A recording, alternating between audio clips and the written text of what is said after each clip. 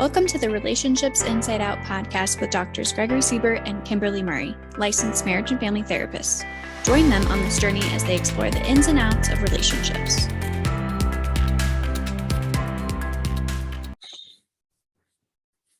Welcome to Relationships Inside Out. Today we're going to be talking about COVID burnout. So this sense of COVID's been going on for 2 years almost, and we're all getting really burnt out, and how that then impacts particularly our romantic relationships, but even our friendships, our family relationships, kids, that kind of piece. Yeah. And I think if people weren't feeling burnout before in kind of our work culture here in the United States, they're definitely feeling it after COVID, right? This added stress has changed dynamics, it's changed routines. I mean, it's disrupted a lot of those routines. And even like scarcity of employment, scarcity of money, scarcity of groceries. Yeah. And feeling like this was already difficult because I can't, for a period there, couldn't go to the gym, couldn't cope as I wanted to. But now, not only can I not do those things, there's a scarcity of a lot of resources. And say somebody got lucky and didn't shift their job or anything like that, just the consumption of news and a lot of that fear that comes through that absolutely adds to the stress, right? And all of this adds stress into the relationship. And it's really about, now, how do we manage that? How do we function? What are some things to do to help get through this and maybe even establish a new homeostasis, new baseline of routine? I love that. And I guess one thing I want to point out is kind of like when we're talking about burnout, right? Some ways to kind of really see if maybe this is really what you're experiencing would be, are you just exhausted, tired, or what did you say at one point? Forgive the potty language, but I'm fucking over it. Right? I feel like everyone in some ways, maybe more politely than the way I just said it, have said the sentence of, I am over it. I am done. Yeah. Whether it's witnessing the impact on our kids or on our marriage, or I want to go to a restaurant, or I want to go somewhere without a mask, or I just want to stop talking about vaccines, or whatever it is. I'm over it. Yeah. Yeah. Can't tell I'm in that circle with you because I am over it. Well, and another kind of characterization of burnout is cynicism. So I might have been cynical my whole life, so I must have been burnout. That's kind of my rationale. But are you more cynical now? Okay, maybe it's increased. So if you're a cynical person like me, maybe it's increased for you. But that's another one, right? If we're just more cynical, it tends to be a sign of also, because I look at that like you're exhausted.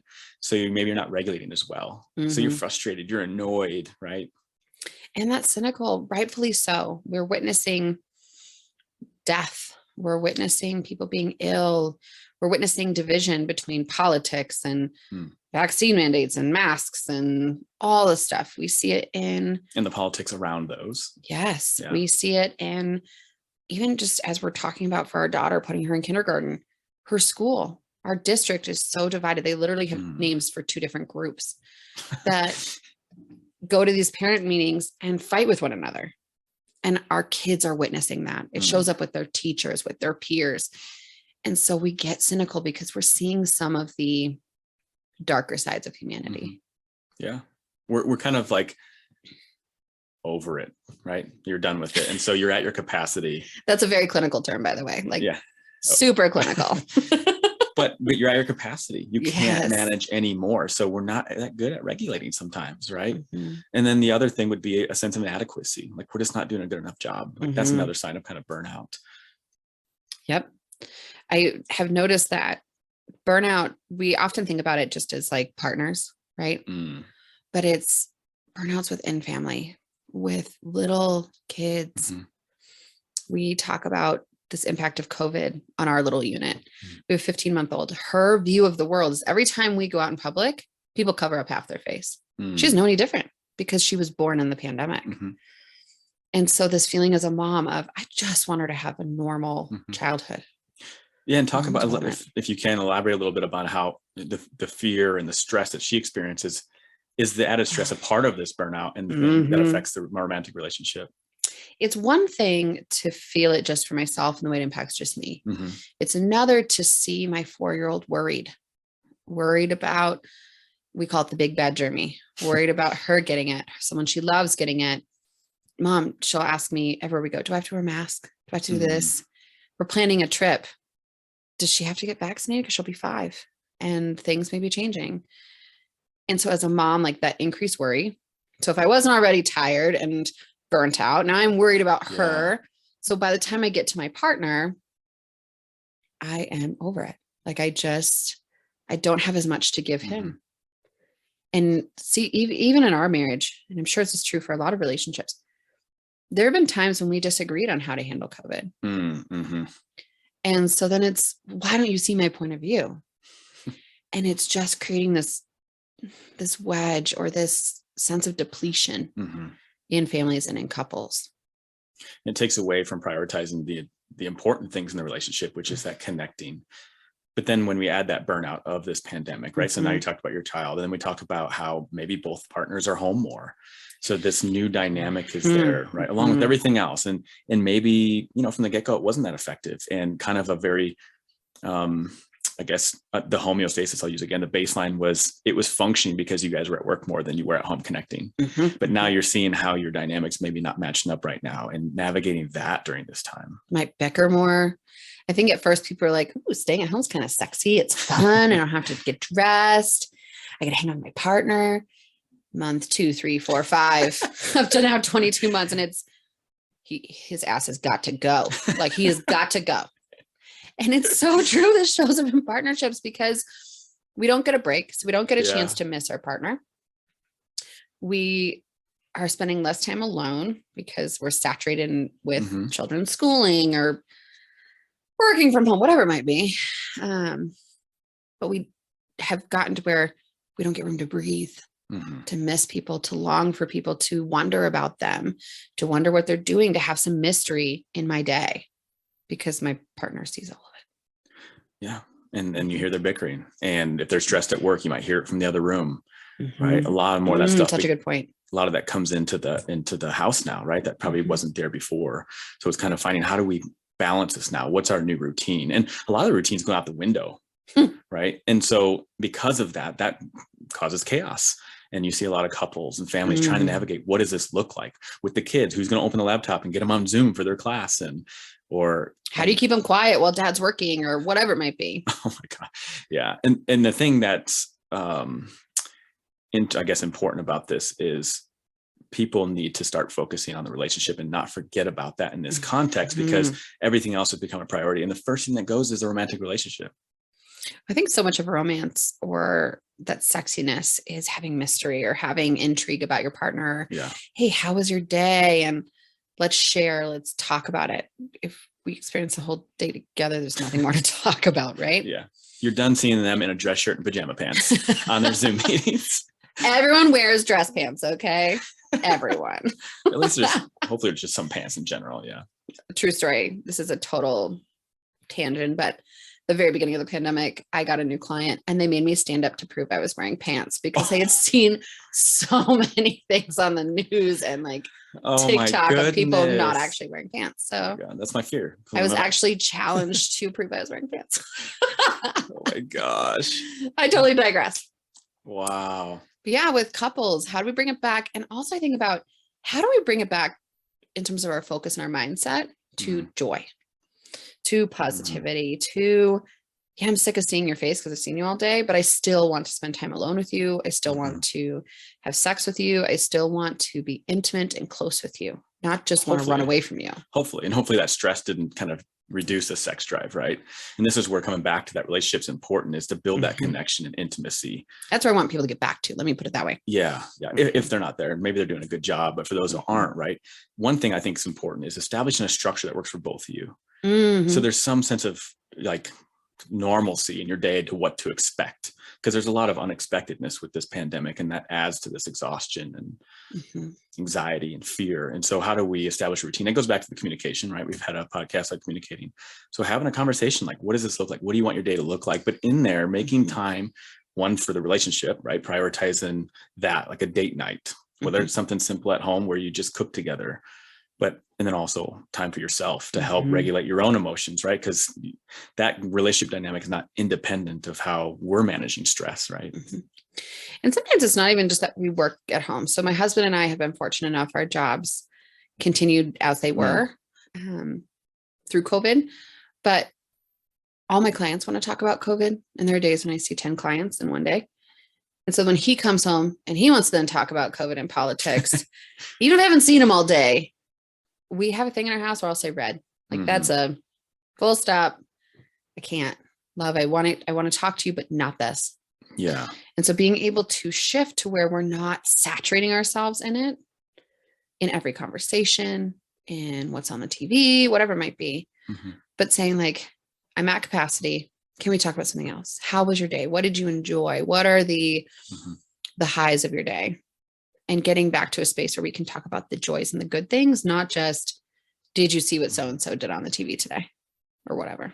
And you guys talked about that, right? And have intention around that. I mean, that's the important piece is what do we want this new normal to look like and balancing this out and having a conversation. What do you need right now? Our needs have changed as stress increases, right? Some people might like to be hugged and touched, but then it gets so much like, don't touch me. But just figuring out what that looks like for each other. We want to be able to be there for each other in an effective way. But if we're just kind of so stressed that we're just going back to what works for us and it may not be effective for our partner, right? It just adds to this kind of continual negative interaction cycle potentially. So how have you seen burnout show up with your couples in terms of COVID? I mean, just flat out, like, I'm exhausted. I'm not going to deal with this anymore. They don't want to talk about conflict because they're burnt out with everything else. They don't have time to manage a relationship. Like I said earlier, that's the first sacrifice. But I also think it's important in times to lean into our partners. We don't manage stress by ourselves all the time. Even on an unconscious level, we often turn to those that we love and manage stress. So don't, neglect each other in that support, right? Or finding together some form of support that may not be each other, but somewhere else to get that. And that's what I worry about too, is they're so burnt out. They don't even want to work on the skills that are important to beefing that up. And that serves as a very, I think, an important foundation to navigating stress together is a healthy way that couples manage stress can help them get through this shit. I liken it to a bucket of water, right? If our bucket of water is always sitting at the very edge and then the slightest drop, we have spillover. That is the yelling, the irritability, the whatever, right? The grouchiness we check at our partner. We have to lower that level in our bucket in order to accommodate those little drops of water. Yeah. Then we have room, we have capacity left to give to our partner, to hear their stressors, to deal with conflict or whatever's happening in our own partnership. It's funny, you use bucket, so I'm envisioning like that's a lot of capacity for a human. I give that same example, but I use a glass, so I'm like, oh, humans don't have a lot of capacity. I actually like the glass a little more. My cynicism. But yeah, recognizing when you are at capacity and taking ownership for, I'm there. Yeah. I can't be the partner you're needing or the parent my kids are needing. So I need to do something different for me. Yeah. And for some couples, I tell them on an individual level in terms of like self-soothing and learn how to regulate so they can come together right more effectively, is just go outside in nature for 30 minutes. Right. It's shown to be predictive of happiness, just getting out in nature. I think that's so important. And when you're out there, not your mind wandering, like try to be present, right? Focus on your five senses. Yeah. What do you see? What do you hear? Smell, right? Feel. What do you physically feel? Breeze, temperature, and then take deep breaths. Being present, right? Not sitting there ruminating about the stress. But I think that's a good step away. And even if we're outside of couples, right? Just work burnout, right? You're at home, like, and there's a difficult time in terms of psychologically separating your workspace from your home space. Some people, like, depending on their living space, they have their office by their bed. And we know with sleep habits, that's not good. You need a separation. And so finding ways to psychologically separate. So getting out of the house, that going in nature, that's an important one. Sometimes as a couple and sometimes individually. Yeah. Or with a friend. Yeah. Or like you said earlier, you just need him to get out. So maybe he just does a nature walk by himself. My poor husband. Poor husband. He doesn't even work from home. Yeah. But I love what you said earlier of these relationships were already stressful and parenting was already stressful and people were already maxed out. All COVID did was make that worse. Yeah. And it continues to. And for a variety of reasons, right? It impacts families differently. Yeah. But honoring that it's having an impact is what's important. And then goes back to your question of like, how do you see that? Well, conflict is increased, right? So typically couples don't walk in oftentimes until it's gotten to a really difficult the 11th point. hour. The 11th hour, right? And so the conflict has increased, a lot of those things. So it tells me that they're navigating stress ineffectively, right? It's not about right or wrong, unless of course there's abuse, but they're not doing it in a way that works best for each other. And that's where that sitting down, having a conversation like, okay, this isn't going away. We don't have control over that. How do we manage that together as a couple? Or even individually too, but in the relationship, like how are we going to support each other? This is such a tough one. And I can't think of a single client on my caseload who hasn't mentioned the impact of it. And those are the people that are already seeking support. My heart breaks for people who don't have access to support or haven't reached for it, because it's impacting even us as therapists, right? We have all these tools in our head, and yet it still impacts us and our families and our loved ones. I mean, I'm completely resilient. I have all the tools in the world. I'm just kidding. That pairs well with your cynicism.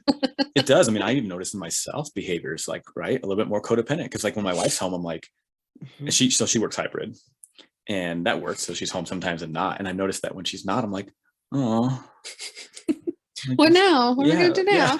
Yeah. So, I mean, that's a new for us, right? It's how do we kind of navigate that? But it is tough. It affects even the people who are trained in these skills, but most of all, we're human above all. And that's really kind of the part that we're all sharing this experience together. And there might be differences in it, but we're all going through this pandemic together. Like no one's alone. And we're hoping that we can find support if we do feel alone, because we can't go through it alone. Again, we don't often manage stress by ourselves effectively, right? So we need to lean on somebody. So finding that person. But what a beautiful point of empathy too. Like I have mentioned this before, but I tell clients all the time, no one is born angry. No one is born irritable, very rare circumstances, but no one is born in that kind of shitty mindset. Life takes us there. Except for a calicky baby like me. I'm just kidding. That tracks. Life takes us there. And so having empathy. So if someone cuts you off or gives you the bird or grouchy at the store, I challenge my husband, because he's often quick to reaction of like, what an asshole. I challenge him to, maybe their mom just died. Maybe if they're cutting you off, maybe their wife's in labor in the back seat. Maybe they just got laid off. When we can use that empathy, it almost like depersonalizes some of that behavior, right? It doesn't make it that person is a mean or bad person. It is, they made a poor choice, probably because they've got stuff going on. They're human. Yeah, they're just as fallible as everyone else. And I love that technique. It draws from cognitive behavioral therapy. In one area, we see that, right? Which is really, in at least one part of it, there's a technique I love, which is called a thought log. And it's really tracking of like, how does this situation like make me feel through how I think about it, right? Something happens, we make meaning of it, then we feel something. Will you actually talk through the different, because it's almost like a columned approach. Sure. Yeah. So there's 5 columns. The first one is situation. Like what happened? The second one is, what did I think about that? Right. This is the meaning we're making around the situation. And then the third column is the emotions, right? So, okay, well, how did those thoughts lead to this emotion, right? Anger, frustration. This comes from this theory that the idea of that situations don't make us feel that way. It's how we think about it. And then the fourth column is adaptive responses, right? This is where we try to condition new perspectives, empathy, like you're talking about. And then that fifth column is like, well, what's the new emotion? And I love that because we're all going to have those, the second column, these automatic thoughts, right? Our brain's wired to try to protect us. We're trying to find threat and danger. So it often kind of has this maybe negative rose, like colored glasses. And especially when things are stress or if you experience trauma, right? Brain's in overdrive. I think about somebody who's through an accident. Their mind goes through like all worst case scenarios. So it's really kind of conditioning adaptive responses or perspectives to provide balance, right? So maybe like just exactly you said, maybe they had a bad day, right? They're human, they made mistakes. And really that's kind of from this exercise, it's the idea of we don't have control over the situation, just like the pandemic, but we do have control over the meaning that we're making. Do we want to hold on to the thought that they're an asshole? Which leads to me being angry and going to work and complaining. Affects the whole day. Talk about giving the other person power. Holy Nelly. Exactly. Right. And it's really about like, where do I want my power? And so by choosing to say that, and sometimes like, I'm really creative with adaptive thoughts. If somebody cuts me off in traffic, I'm like, they shit themselves. They're running home. And it may not be true, but here's the thing is I'm laughing instead of being angry. And that's me getting control back over how that situation affected me just by changing the meaning I make. And so that tool, like I find it so helpful, but it's not really about like, like logging on the columns and you feel better. It's the continual practice that you are adding arrows to your quiver. So when something stressful comes up, you kind of draw from those adaptive responses of like, well, what's another way to think about it, right? I'm never going to look at someone cutting me off the same way, by the way. For some, it helps, right? Yeah. But I love that. And that idea of control, we can't control them, but we most certainly can work on controlling our reactions. Yes. Do we want to give them power over the rest of the day and how we interact with the next person and with our partner when we get home? Or do we want to take that power back? Yeah. Do we want to say like, yeah, it was shitty. Oh, I like this song that's on the radio, or I can't wait to go home and play with my kids. Or one thing we do is we pray for them. So if someone's really grouchy, I'll ask my daughter, like, what could we do to pray for them? We pray for them to find peace. We pray for them to find joy, whatever it might be. But it helps, in any case, it helps to kind of soften our response. Yeah. Cool our brains. So we're not in that sometimes fight, flight, or freeze. It cools the stress response so that we can be calm and rational and engage positively with our partner when we return home, or our kids, or whomever. Yeah. And I love that. And it brings up, kind of goes back to the thought log. You can use the adaptive responses to what's going on for your partner. Say they're criticizing me, depersonalize it and say, this isn't about me. They're having a rough day. They're struggling. And that allows me to now attend with compassion, potentially, right? And the other thing is talking about, you said, like, what do I appreciate about the relationship, stuff like that. I think that's another great skill to help manage stress is gratitude. It's been shown to be one of the top predictors of happiness, right? So practice it on a daily basis. And online, you can literally type in 5-minute gratitude journal. It has you do 3 things in the morning, or 4 things in the morning, 2 things at night, right? So it's really simple. And it doesn't have to be grand things, right? I talk to parents, I work with postpartum. Sometimes it's, I'm grateful I took a shower today. I'm grateful I peed by myself without a child in the bathroom today. I'm grateful I had a cup of coffee, right? It doesn't have to be huge. I put my pants on for my Zoom meeting. Yeah. I'm really grateful for that. Yeah. Yeah. I create 5 things, right? So it's 3 things in the morning and 2 at night. But one of the things in the morning, there's 3 things you're grateful for, right? And I like that because kind of like the adaptive thoughts, when your mind's on what you're grateful for, that's time that's not being spent on how miserable things are, might be right now. Sets the tone for how you, I love that it's split in the morning and night, by the way, because it sets the tone for how you want to interact with the day, then how we fall asleep. If we try to fall asleep pissed off and agitated and our body's tense, we're not going to sleep well. And that just perpetuates a cycle, right? Because the next day we're tired. So now we're going to be pissy, and then we're not going to sleep well again. Yeah. And we're off to the races. If we can start and end our day with joy, with gratitude, with finding the positive, it improves our sleep, our partnership, our parenting, even our effectiveness at work. We do things quicker and we do things better. Yeah. Yeah. And it goes back to what you said earlier. It softens us, right? So we're not in this kind of anger, like, oh my God, or whatever someone's experiencing. This is a tough one because as therapists, we often like to have almost like a grasp. We want control. Meaning like we want to have a grasp of how to make these things better for clients or tools. And some of this we're walking through with our clients. Yeah, we're dealing with it as well. Yeah, very much. Something that we've been talking about really, I think, brings up the idea of how do we rejuvenate ourselves? Because the thing that stress and burnout does is it attacks that bucket of water or glass of water, depending on how cynical you are. But it taxes that. So how do we increase our capacity? And one way to increase that capacity is find things that rejuvenate you, right? Hobbies, things like that help you not just soothe, but really bring that joy that you're talking about. Those are rejuvenating. You know, when you look at burnout or self-control, I guess, in a way is, you know, there's research that shows that sleep is so important to helping you have that capacity, you know, in the following day. And so finding ways to improve your sleep hygiene to rejuvenate, right? Or maybe activities such as going out and hiking. Even if it's just an hour extra sleep or a 30-minute bubble bath or 15 minutes of prayer. Yeah. It doesn't have to be huge, right? It doesn't have to be these retreats, although retreats have definitely a place, right? Yeah. But it doesn't have to always be huge. Maybe it is asking my partner for a 5-minute shoulder massage. that's dual purpose, right? It's rejuvenating for my body, but it also creates a point of connection. I love that. I love that. Mm-hmm. Yeah. Two birds with one stone. We already have the scarcity of time. Anytime we can get two things done for one, all the better. Now, is there reciprocity massage or only you get the massages? I'd like to say reciprocity, but my husband might call me out on that. My daughter, she'll come and rub my foot, like squeeze it like 3 times. And she's like, okay, my turn for a foot massage. And that is the epitome of it. Like, yeah. But doing those things that fill us up, because the burnout is real. So some people might say like, I'm just going to choose not to think about it. I'm not going to let it affect me. And my hope is for that to be the case, and pretending like it doesn't exist doesn't serve either.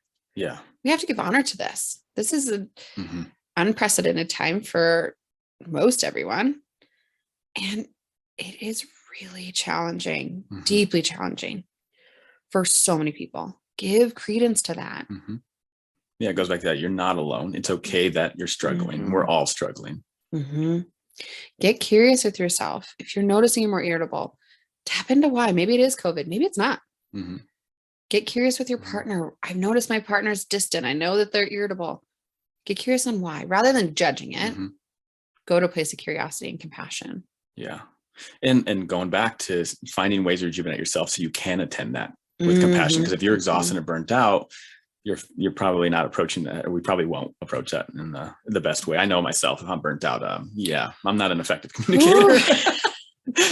No, we call yellow or red. I'm going to bring these up 1,000 times, but yellow is that moment of like, I'm noticing I'm getting prickly. Red is I'm about to burn this shit down. So I can catch myself at yellow. I can tell my partner like, nah, not doing good. And it allows us to regroup as a couple. Yeah, I love that. I mean, that's communicating about those signs. So you guys are very aware.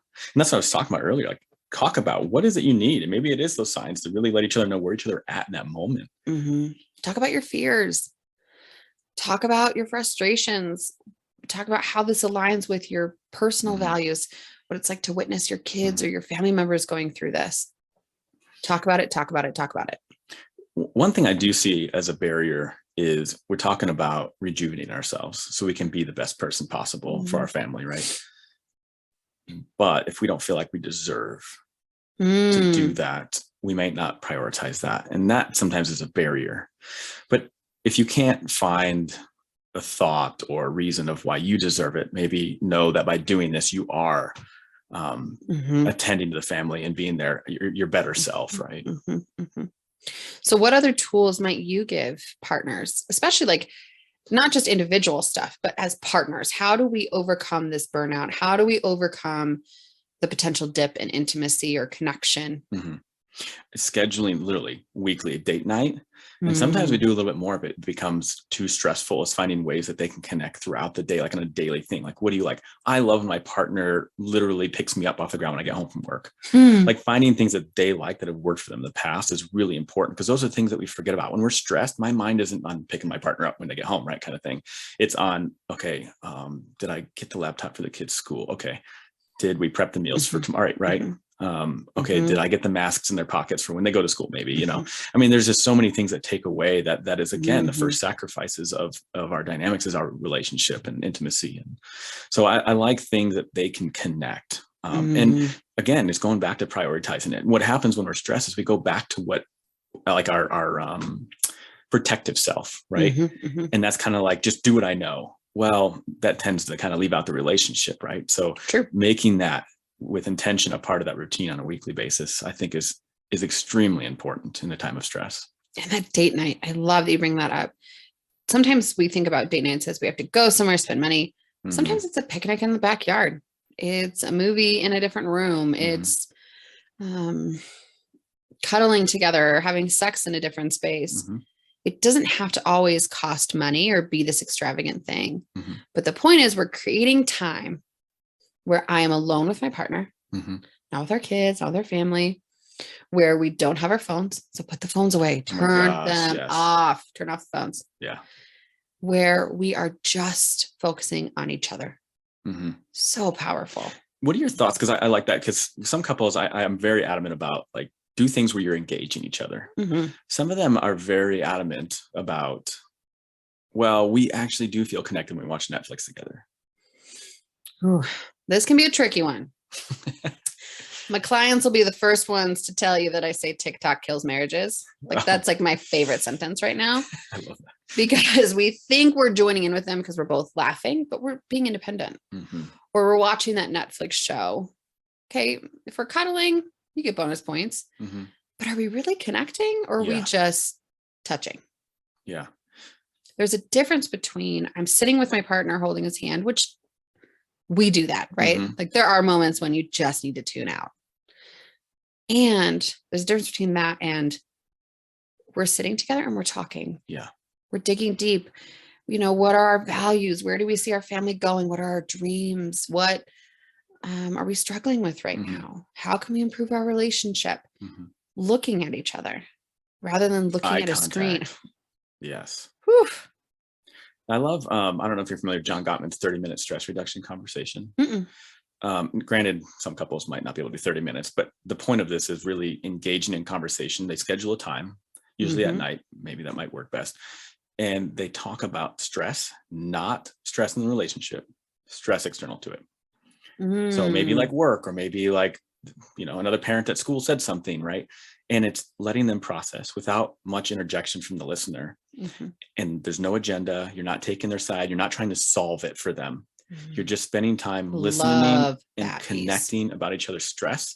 And now, of course, if the partner wants you to join in on kind of that, you can, but it's not like the listener's job to really solve it and take it over as their own, right? It's really just listen and validate, to be there, right? Mm-hmm. But it serves kind of a twofold thing, right? You're connecting, but you're also helping process stress, because sometimes just talking about it and having that Mm-hmm. validating ear, empathetic ear is so rewarding. Think about even in your day. How many times in your day, some might be more fortunate than others in this, do you have a person give you their total attention? Not thinking about other things while they're talking to you, not doing laundry, on their phone, another colleague in the room, whatever. How many times a day, a week, do you actually sit down and one-on-one focus on another human? It has become scarce. Mm-hmm. So when we can do that, it can have really profound effects. Yeah, I think about it as kind of like survival mode, right? If we're super stressed, we just turn inward, Mm-hmm. like kind of that. Or distract ourselves or whatever Mm-hmm. it might be. Mm-hmm. Yeah. I mean, it's a good question. You say that and I'm like, that's very difficult. Probably not enough. It's pretty rare, right? Mm-hmm. Unless we're at work and we're having that one-on-one conversation. But I mean, outside of work, even as therapists, we have conversations obviously all day. Yeah. But when I stop and think outside of my clients, because my job is to sit with them and have that conversation. Yeah. Yeah. Outside of the clients. Yep. Outside of that, how often do I just focus on my child? Mm-hmm. How often do I just sit with my husband and talk? Mm-hmm. Not on our phones, not thinking about something else. And not through the phones, not texting. Oh, golly. While they're in the same room. It's rare. And yet that human connection is something primal, something we need and we're neglecting. My wife and I got in the habit of every night, one of us will ask, is there anything you want to talk about or process before we go to sleep? I love that. So we leave that. We call it pillow talk. And usually it's pretty good, but there are times where in the middle of conversation, I'm dozing off. Get it together, man. And I'm like, maybe we shouldn't do this like as we're falling asleep. We'll kind of gauge each other's tiredness. But I love that because it's structured, it's scheduled, and we make sure that we're kind of tapping into that because it gives us time to connect, right? Especially on the pillow, you're eye to eye when you're turned towards each other. Mm-hmm. So I like that a lot. Can hold hands.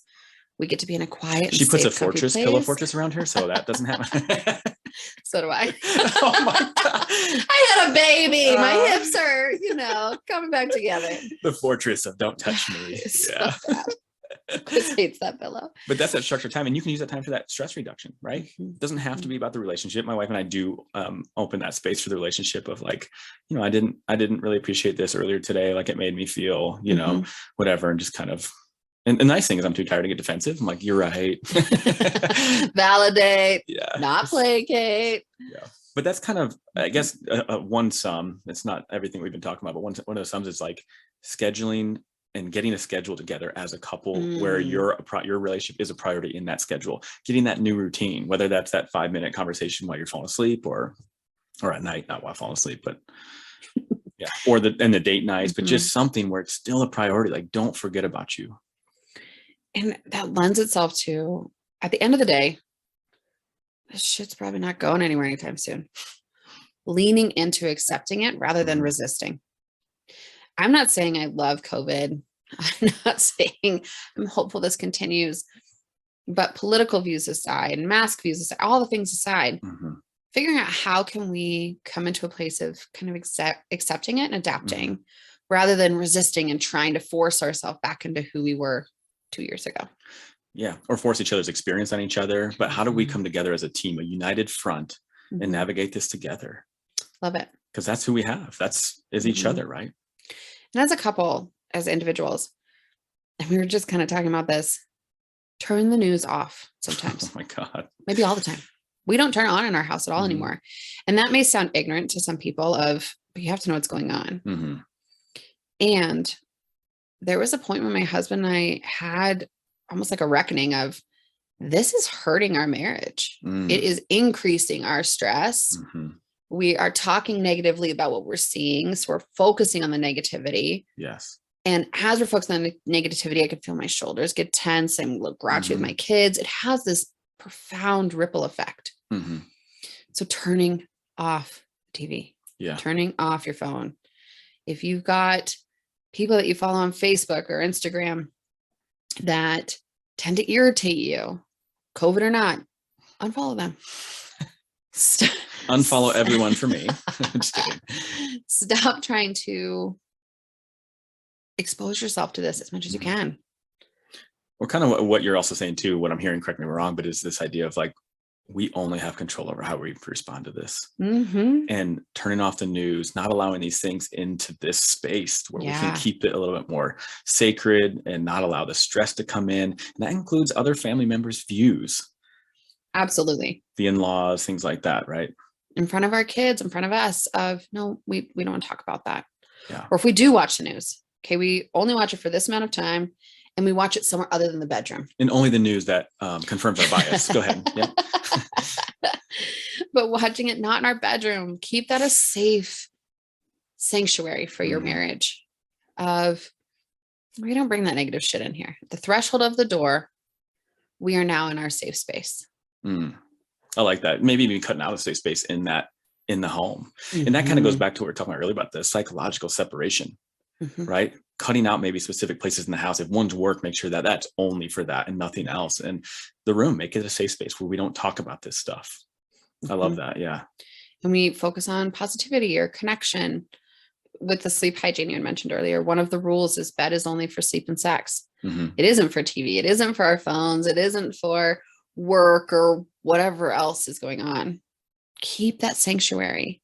In a world where we don't have a lot of control right now, perhaps, find your places where you can have control, where you can preserve your joy, preserve your mental health, physical health, regardless of what other BS is going on in the background. This is kind of a side note, but talking about keeping the bed for only that, right? My wife loves to be on her laptop and do work way after hours. And that's kind of like not supposed to be good on sleep hygiene. She still sleeps like a log. Oh, so jealous. And so it bothers me. So I sit there with resent and can't sleep. I'm just kidding. But it's so interesting. But are you?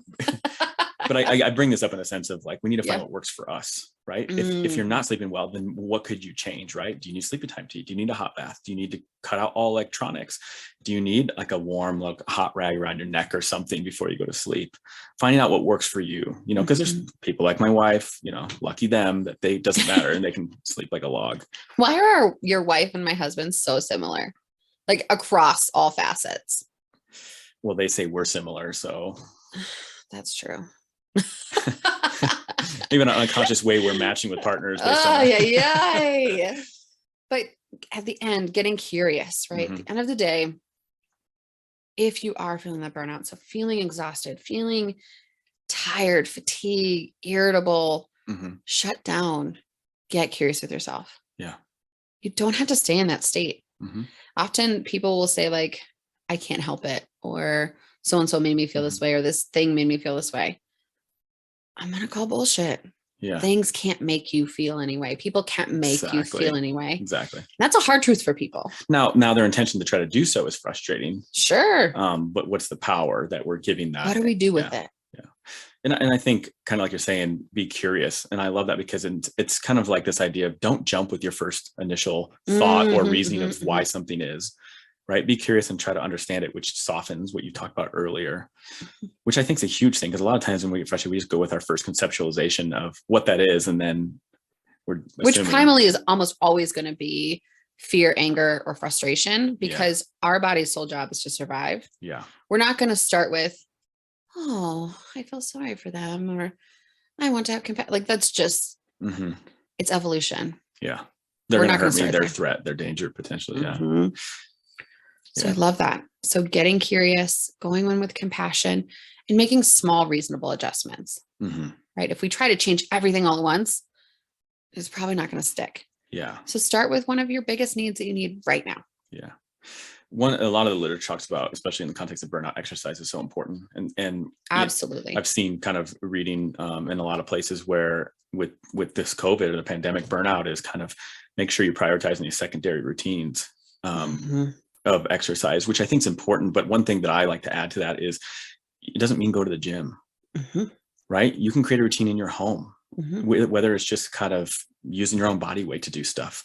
Very simple. Yoga, Pilates, stretching. Yeah, don't put a high expectation on it. Like, I need to get swole by next week, right? But just like today, I'm going to do 2 yoga poses. It could be as simple as that. It doesn't have to be, I have to do a whole routine. I got to do all P90X or whatever, like right now. But building in there, giving yourself grace of, I'm just going to do this because it's good for me. And it doesn't have to disrupt your routine. I love things that are really integrative in our already routine, right? If we've established one during this pandemic, to where it's not like, now I have to add something else, like we're going to carve this out, but how does it fit into what you're already doing? And maybe including your partner. Yes. Chris and I, every morning, it's great for accountability, because if one of us doesn't feel like doing it, the other one's surely going to kick them in the ass. But doing it together, of listening to music that we enjoy together, and having that time before the kids wake up, and just having that time where we focus on our health and encourage one another, where we cheer each other on, where we love on each other, where we also give each other feedback of like, hey, you might blow out your knees doing it that way. Right? So we can practice criticism in a way that's safe. Always commenting on form. Okay, I can't work out with you anymore. That's me. My poor hubby, he probably hates working out with me. I'm kind of a stickler for it. Keep your shoulders in, back tight. Use your knees, use your knees. Such an asshole about this topic. But finding those little ways at night, spending 5 minutes knee to knee where we sit cross-legged or whatever's comfortable for your body, where we're just holding hands, sitting cross-legged. And how was your day? Tell me about your day. What were your highs, your lows, and your needs? Yeah, I like the peaks and pits, right? Yeah. So, I mean, any other tips you can think about that would be helpful, I guess, before we... my heart just keeps going back to that compassion. Yeah. Not just for other people, but also for yourself. You may not have handled COVID well. You may have gained weight. You might have been grouchy. You might have done shit you regretted. Okay. Yeah. And forgiveness. You did those things. Now let's get back on that healthy course. Let's do things to mitigate that burnout and prevent it from happening again. Yeah.